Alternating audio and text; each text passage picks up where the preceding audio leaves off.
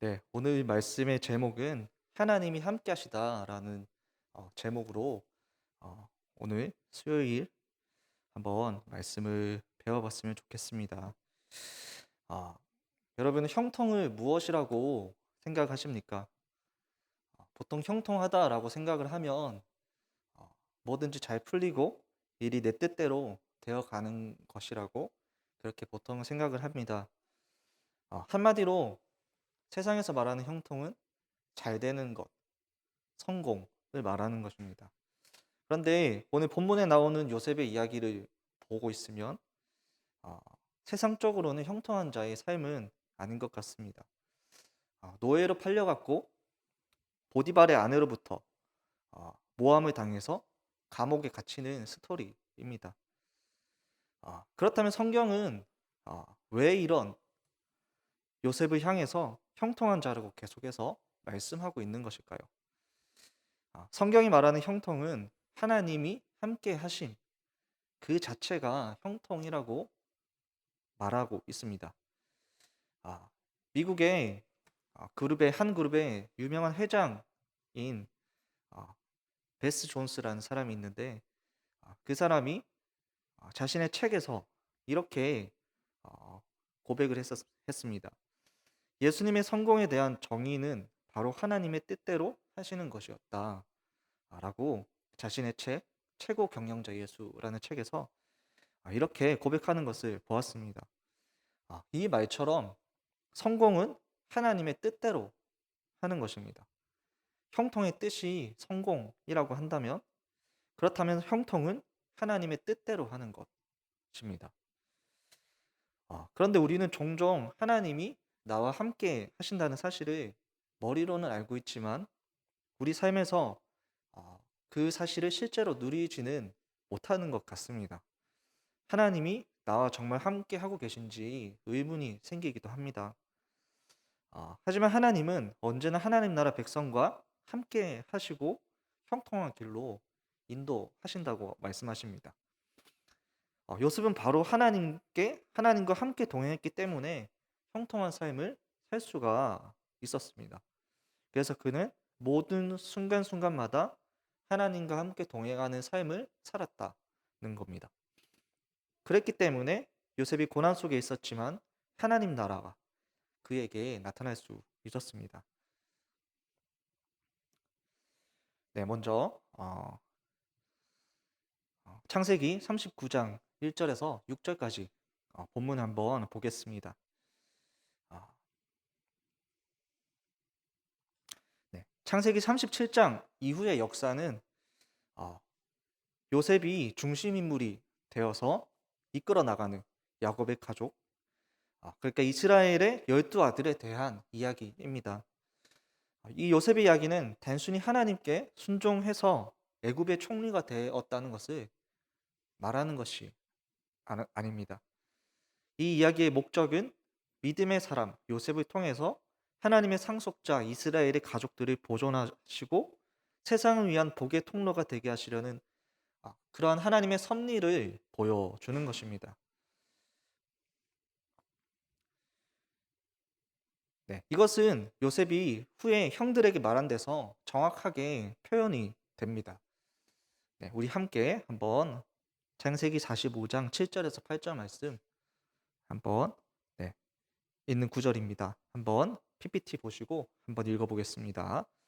하나님이 큰 구원으로 당신들의 생명을 보존하고 당신들의 후손을 세상에 두시려고 나를 당신들보다 먼저 보내셨나니 그런즉 나를 이리로 보낸 자는 당신들이 아니요 하나님이시라. 네, 또 계속해서 우리 창세기 50장 말씀 한 번 더 읽어보겠습니다.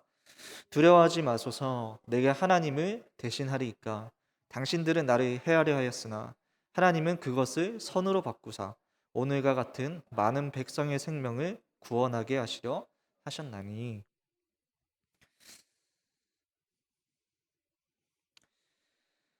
네, 이러한 요셉의 역사에서도 결정적인 역할을 하는 것은 언약에 대한 하나님의 신실하심과 그리고 하나님에 대한 요셉의 믿음입니다. 하나님께서는 요셉의 믿음이 자라나게 하시고 그리고 세상 나라의 지도자로 또 세우셨습니다. 그리고 요셉의 믿음을 통해서 야곱의 가정을 이집트의 한 영역에 보존하시고 그리고 번성시키십니다. 요셉은 이집트라는 이방 나라에서 하나님 나라를 대표하는 자로서 서 있고 그를 통해서 만민이 생명을 보존하고 복을 받는 것입니다. 이것은 아브라함의 후손들이 세울 나라가 만민을 위한 복의 통로로서 사명을 감당해야 하는 그림으로 보여주고 있는 것입니다. 요셉은 지금 억울하게 형들에게 팔려서 애굽의 종이 되었습니다. 한번 여러분 그 모습을 한번 상상해 보십시오. 아마 요셉의 마음이 어떠했을 것 같습니까? 아마 낙심되고 절망되는 순간이었을 겁니다.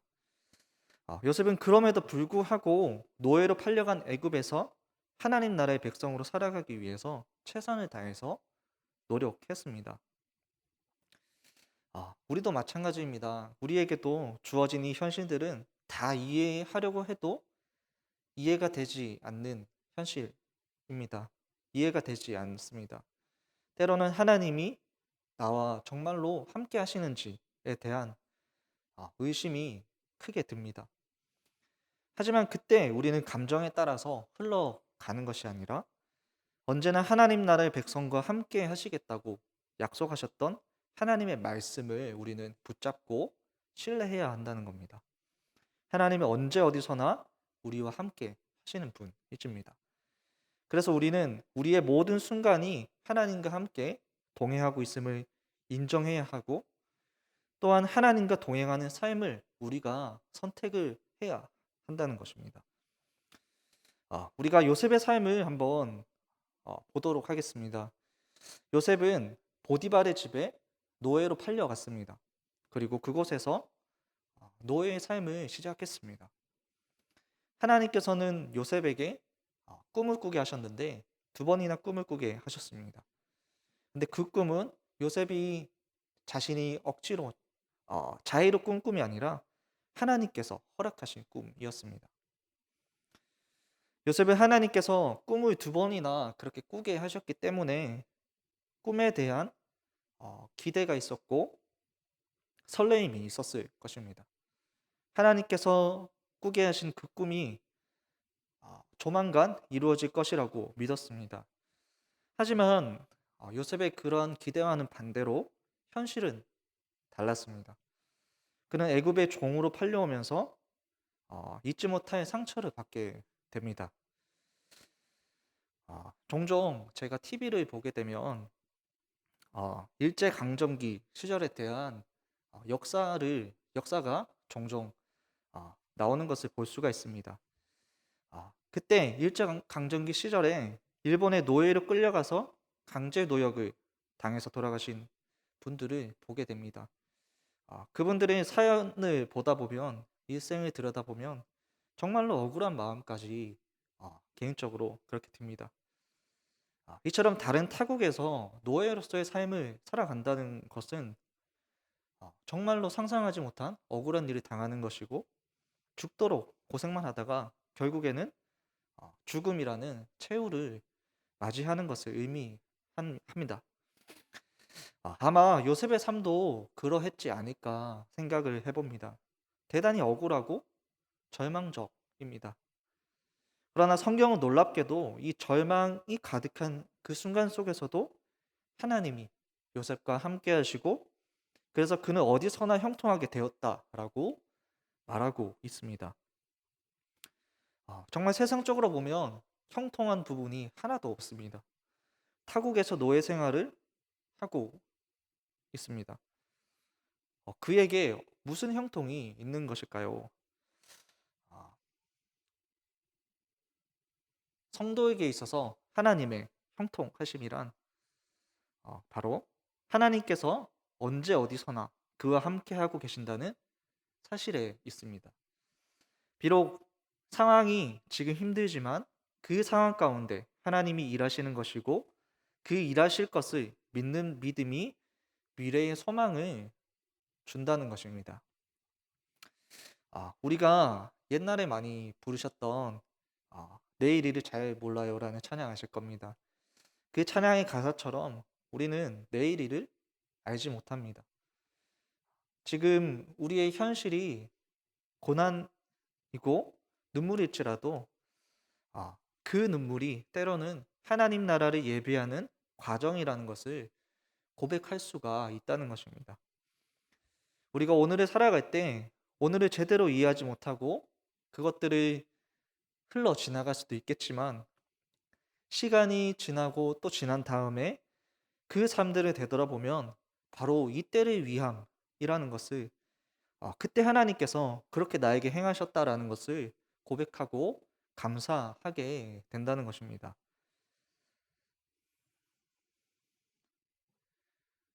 네, 이제 두 번째, 어, 하나님과 동행하는 요셉을 한번 보겠습니다.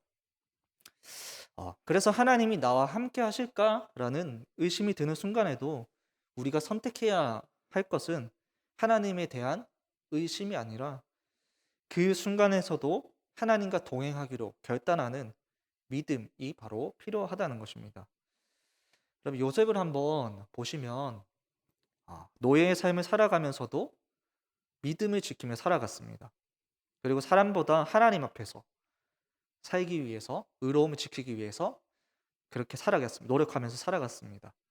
자신의 위치에서 최선을 다했고 하나님 앞에서 죄를 짓지 않기 위해서 정결한 삶을 사는 선택을 했던 믿음의 사람이었습니다.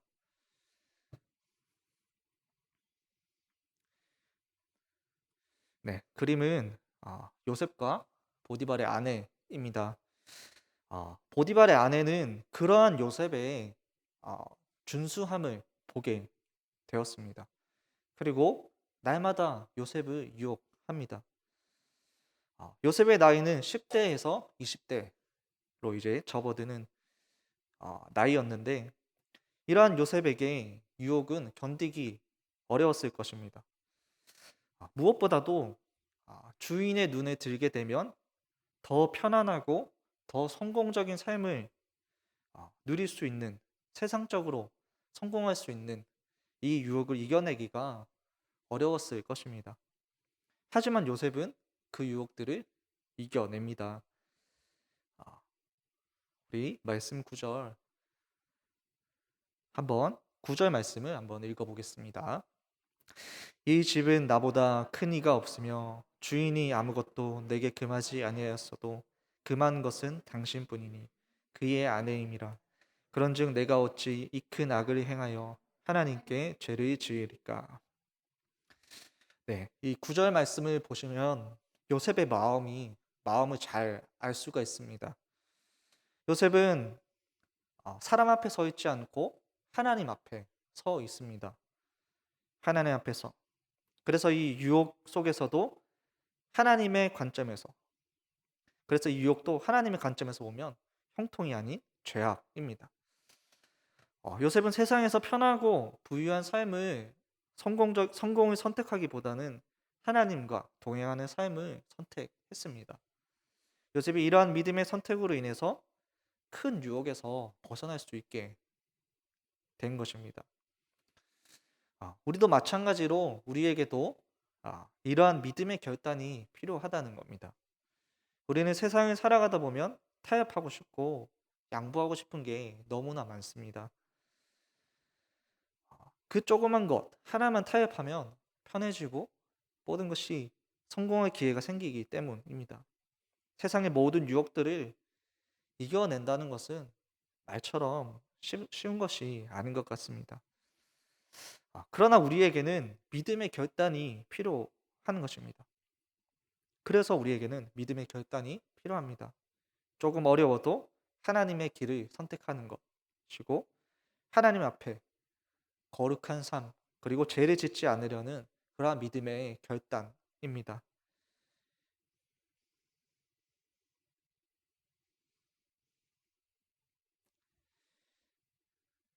네, 계속해서 우리 감옥에서도 함께 하시는 하나님 한번 보도록 하겠습니다. 그래서 우리는 우리의 삶 속에서 하나님과 동행하는 선택을 해야 하는 것입니다. 그 선택에는 믿음의 결단이 필요하다라는 겁니다. 그런데 그 결단으로 인해서 또 다른 어려움이 생길 수도 있습니다. 요셉을 한번 보시면 요셉이 하나님 앞에서 믿음의 선택을 결단했었습니다. 그런데 그 이후에 요셉은 어떻게 되었습니까? 오히려 누명을 쓰고 감옥에 갇히는 신세가 됩니다. 우리가 이것을 볼 때 믿음의 결단과 선택을 했다면 하나님이 함께 하시고 형통하게 그 삶이 잘 풀리게 해주셔야 하는 것이 아닌가라는 생각이 듭니다. 하지만 이러한 생각은 앞날의 전체를 보지 못하고 눈앞에 부분적인 것만 보게 되는 근시안적인 생각일 뿐입니다.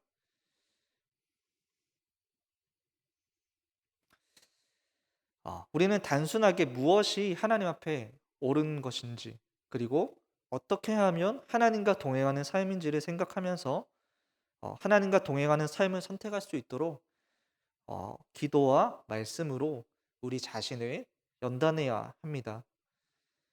요셉이 바로 그러했기 때문에 그는 감옥에 갇혔을 때에도 다른 사람들과는 완전히 다른 삶을 살아갈 수 있었습니다. 믿음의 결단으로 하나님을 선택하는 것으로 의를 선택했지만 그 결과는 감옥이었습니다. 그런데 그럼에도 불구하고 요셉이 감옥에서 살았던 삶 역시도 하나님과 함께 동행하는 삶이었습니다. 성경은 그 삶이 하나님께서 형통하게 하시는 삶이었다라고 말하고 있습니다. 우리 본문 23절 말씀을 보시면 이것들의 마침표를 한번 찍어주고 있습니다. 우리 한번 23절 읽어보겠습니다. 간수장은 그의 손에 맡긴 것을 무엇이든지 살펴보지 아니하였으니 이는 여호와께서 요셉과 함께 하심이라. 여호와께서 그를 범사에 형통하게 하셨더라. 네. 말씀을 보시면 간수장이 요셉이 하는 일에 조금도 간섭하지 않았다라고 말합니다. 왜냐하면 하나님께서 요셉과 함께 하셨기 때문이다라고 말씀하기 때문입니다. 그리고 하나님께서 요셉이 무슨 일을 하든지 성공하게 만드셨다고 그렇게 마무리가 됩니다. 하나님께서 요셉을 형통하게 하셨고 그 사실을 주위에 있는 사람들도 모두 알고 인정했다는 겁니다.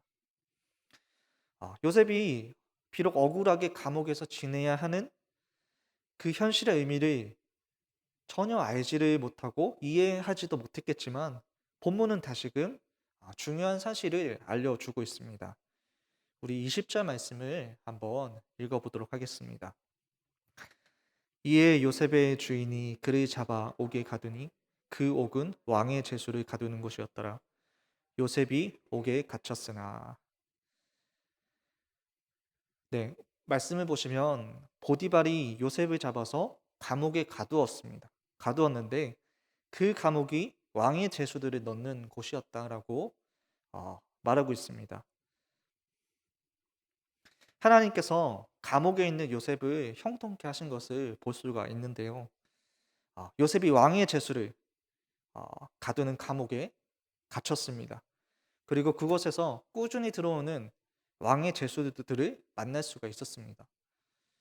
감옥에서는 남아도는 것이 아마 시간일 것입니다. 요셉은 감옥에서도 성실했고 그들을 섬겼고 그들과 대화를 나누면서 이집트의 정부가 이집트라는 나라가 어떻게 돌아가는지를 정확하게 듣고 배울 수 있었습니다. 요셉은 비록 감옥에 있었지만 요셉의 영향력은 감옥 밖을 뚫고 나왔던 것입니다. 그리고 그는 그 감옥에서의 시간을 토대로 나오자마자 이집트를 장악해 가는 것입니다. 만약 요셉이 감옥에 갇히지 않고 보디발의 집에만 있었다면 요셉은 이집트의 행정을 배울 수 없었을 것입니다. 살림은 제대로 배웠겠지만 왕궁에서 진행되어지는 그러한 일들은 알 수가 없었을 것입니다.